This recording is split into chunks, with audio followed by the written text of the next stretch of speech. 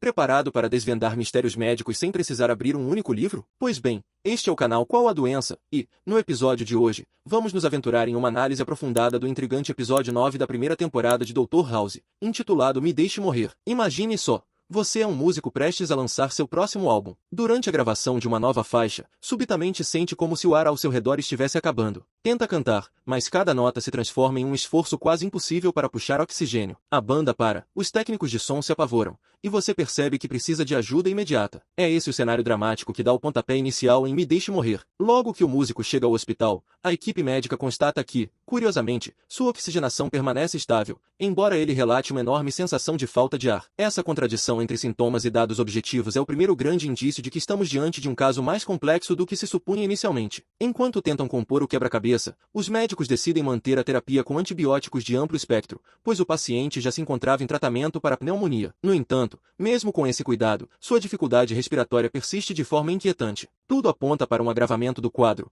exceto os dados do oxímetro, que teimam em mostrar uma oxigenação normal. Essa situação insólita desperta a atenção de Dr. House, acostumado a encontrar respostas onde ninguém mais ousa procurar. Ele começa a questionar o histórico do paciente e descobre um diagnóstico prévio de esclerose lateral amiotrófica. Ela é uma condição neurodegenerativa grave que afeta os neuroníos motores, levando à perda progressiva dos movimentos. Todavia, para House, esse diagnóstico pode não ser definitivo. A tensão aumenta conforme o roteiro do episódio nos mostra a insistência de House em pôr em xeque a ideia de que o paciente esteja apenas manifestando sintomas avançados de esclerose lateral amiotrófica. Afinal, é uma doença muito específica, caracterizada por um declínio constante das funções motoras. Se essa fosse mesmo a condição real, por que a oxigenação se manteria estável diante de uma crise de falta de ar tão aguda? E por que o paciente reagiria de maneira tão discrepante às terapias padrão? São essas contradições que motivam o médico a investigar além do óbvio. A equipe, que inclui médicos como Foreman, Chase e Cameron, observa o paciente de perto, catalogando cada pequena alteração em seu estado clínico. House sabe que, na medicina, detalhes mínimos podem significar a diferença entre a vida e a morte, especialmente em casos complexos. A evolução da dificuldade respiratória, por exemplo, pode envolver não apenas o acometimento dos pulmões, mas também o comprometimento neurológico. Nesse ponto,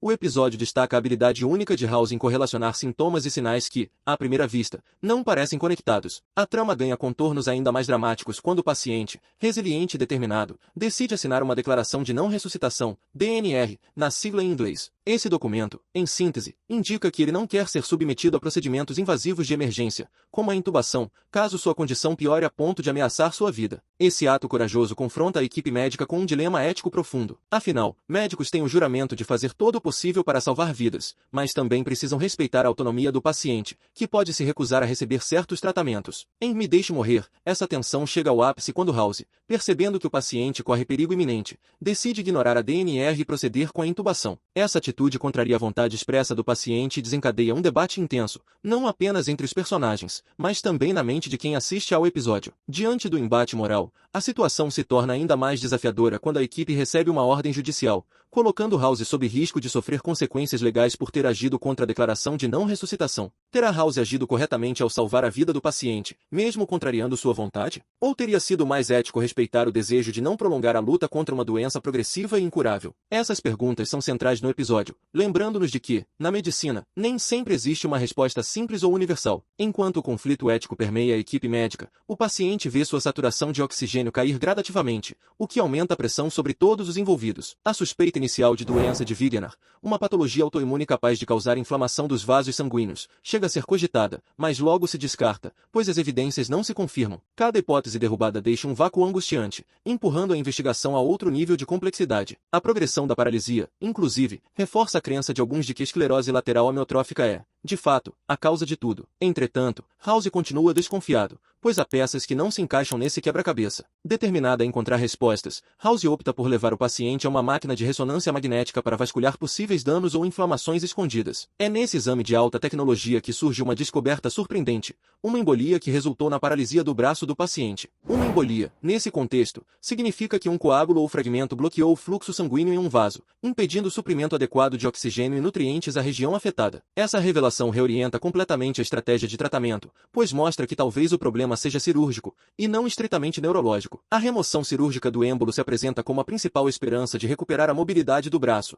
e, tão logo o procedimento é realizado, o episódio nos brinda com um desfecho repleto de esperança. O paciente volta a movimentar o braço, contrariando as expectativas céticas e abrindo uma janela de possibilidades para lidar com os demais sintomas. Esse instante de triunfo reforça o talento singular de Dr. House para duvidar de diagnósticos estabelecidos, fazendo investigar cada hipótese até esgotá-la, numa espécie de jornada que beira a obstinação. No entanto, nem tudo são respostas fáceis. Enquanto o paciente mostra sinais de melhora, principalmente no retorno progressivo da força nas pernas, persiste a incógnita sobre qual medicamento ou intervenção foi o verdadeiro responsável por esse avanço. House, com sua mente analítica, alerta a equipe, sem a compreensão exata do que está por trás da recuperação, o quadro clínico permanece incompleto. Se a ela não é a patologia primária, então o que explicaria a ampla gama de sintomas apresentados? A investigação médica se aprofunda ainda mais quando House descobre um detalhe crucial: a formação intravenosa utilizada no paciente estava inadequada, causando um efeito de compressão na espinha. Isso desencadeou uma inflamação que, por sua vez, comprimiu a medula espinhal em certos pontos. O uso de esteroides para mascarar essa inflamação acabou encobrindo sinais importantes nos exames de imagem, dificultando a percepção exata de onde o problema residia. Foi apenas ao suspender os esteroides que a inflamação se revelou em toda a sua extensão, explicando as paralisias, a dificuldade respiratória e a aparente contradição entre os sintomas e a oxigenação estável. Esse acontecimento expõe uma das principais lições do episódio: